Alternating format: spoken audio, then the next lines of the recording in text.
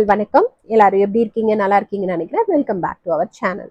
So இன்னைக்கு இந்த வீடியோல நம்ம ஒரு குட்டி ஸ்டோரி பார்க்க போறோங்க. ஒரு ஊர்ல ஒரு சின்ன பொண்ணு ரொம்ப நல்லா படிப்பான். சரியான ஸ்மார்ட் கிட் அப்படின்னு சொல்ல ஸ்கூல்ல பேர் வாங்கின பொண்ணு. நிறைய கனவுகள், நிறைய ஆசைகள், படிக்கணும், பெரிய ஆளாகணும், நிறைய சம்பாதிக்கணும், ஊருக்கெல்லாம் நிறைய பண்ணணும் அப்படின்னு சொல்லி நிறைய கனவுகள் இருந்திருக்கு. நிறைய விஷயங்கள் அச்சீவ் பண்ணியிருக்கா. ஸ்கூல்ல இருக்கிற அத்தனை காம்படிஷன்லயும் பார்ட்டிசிபேட் பண்றது, அது மாதிரி தான் லேர்ன் பண்ண விஷயங்கள் அடுத்தவங்களுக்கு கற்றுக் கொடுக்கறது, எல்லா ஆசிரியர்களுக்கும் எல்லா விதமான ஸ்கூல்ல வரவங்க எல்லாருக்குமே பிடிச்ச ஒரு பொண்ணா இருந்திருக்காங்க. ஆனா வீட்ல கஷ்டம். அப்பா அம்மாவால சரியா அவங்கள கவனிச்சுக்க முடியல. அந்த டைம்ல அவங்களுடைய படிப்பு செலவுகளை பார்த்துக்க முடியல அப்படின்ற ஒரு சுச்சுவேஷன் வருது. அப்படி இருக்கும்போது குடும்ப சூழ்நிலையை அந்த பொண்ணு யோசிச்சுட்டே தான் ஒவ்வொரு நாளும் ஸ்கூலுக்கு போவாங்களாம், வருவாங்களாம்.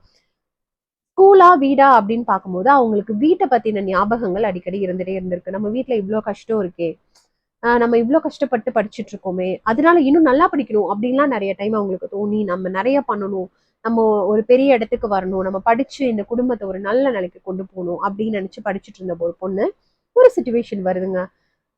இந்த டைம் அடுத்த வருஷம் ஸ்கூல் ஆரம்பிக்கும் போது வீட்டுல இருக்கிற 2 குழந்தைங்க இருக்காங்க அந்த வீட்டுல. அவங்களும் அவங்க தம்பியும். ஸோ இதுல 2 பேர்ல ஒருத்தருக்கு தான் என்னால பணம் கட்டி படிக்க வைக்க முடியும், இன்னொருத்தர் வீட்டுல தான் இருக்கணும் அப்படின்னு அவங்க அப்பா சொல்றாரு. அப்போ இந்த பொண்ணு யோசிச்சாங்களாம், சரி ஓகே, நான் படிச்சது போதும், என் தம்பி படிக்கட்டும் அப்படின்னு சொல்லி அந்த டைம்ல அவங்களுக்கு அவ்வளோ படிக்கணுன்ற ஆசைகள் கனவுகள் இருந்தும் அவங்க தம்பிக்காக அந்த டைம்ல விட்டு கொடுத்துருக்காங்க. அப்படி அவங்க சாக்ரிஃபைஸ் பண்ணி அவங்களோட தம்பி அந்த இடத்துல நல்லா படிச்சிருக்காரு. அவரும் ஒண்ணு குறைஞ்சவர் இல்லை, நல்ல ஸ்மார்ட் கிட் தான். ஸோ அந்த நம்பிக்கையில தான் அந்த அக்கா தன் தம்பிக்காக தன்னுடைய படிப்பை சாக்ரிஃபைஸ் பண்ணியிருக்காங்க. படிக்காம நிறுத்திட்டு வீட்லயே இருந்து அவங்க அப்பா அம்மாவுக்கு ஹெல்ப் பண்ணியிருக்காங்க.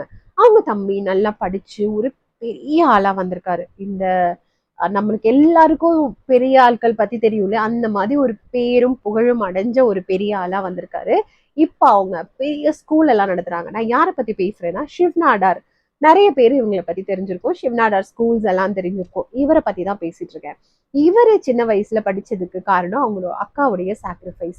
சுலோச்சனா நாடார் அவங்களுடைய சாக்ரிஃபைஸ் தான் இன்னைக்கு அவரு இவ்வளோ பெரிய இடத்துக்கு உயர காரணமா இருந்திருக்கு. ஸோ அதுக்காக அவர் தனியா ஒரு அறக்கட்டளை எல்லாம் நடத்தி அவங்களுடைய பொண்ணு தான் அதை பார்த்துட்டு இருக்காங்க. ஸோ அன்னைக்கு ஒரு கனவுகள் ஆசைகளோட இருந்த ஒரு பொண்ணு தான் தம்பிக்காக சாக்ரிஃபைஸ் பண்ணனால இன்னைக்கு நம்மளுக்கு இப்படிப்பட்ட ஒரு என்ன சொல்றது, ஒரு ஃபேமஸ் பர்சன் நம்மளுக்கு கிடைச்சிருக்காங்க. இப்ப நிறைய குழந்தைகள் அங்க படிச்சுட்டு இருக்காங்க. ஸோ அது அவர் ஒரு இடத்துல இதை பத்தி சொல்லியிருக்காரு. ஸோ ஒரு சர்டைன் டைம்ல நம்மளுடைய ஒரு சாக்ரிஃபைஸ் இன்னொருத்தவங்களுக்கு ஒரு நல்ல விஷயமா மாறப்போகுது அப்படின்னா அதை பண்றதுல என்ன தப்பு இருக்கு? சம்டைம்ஸ் நம்ம விட்டு கொடுக்கறதுக்கும் சாக்ரிஃபைஸ் பண்றதுக்கும் ரொம்பவே யோசிப்போம். நான் ஏன் விட்டு கொடுக்கணும், என்னால விட்டு கொடுக்க முடியாது அப்படின்னு சொல்லிட்டு. பட் இந்த மாதிரி கதைகள், இந்த மாதிரியான விஷயங்கள் நம்ம கத்துக்கும் போதுதான் சாக்ரிஃபைஸ் பண்றதுலயும் ஒரு பெரிய விஷயம் இருக்கு அப்படின்றது நம்ம தெரிஞ்சுக்க முடியுது. ஸோ இந்த ஸ்டோரி உங்களுக்கு கண்டிப்பா ஒரு மோட்டிவேஷனலா இருக்கும்னு நினைக்கிறேன்.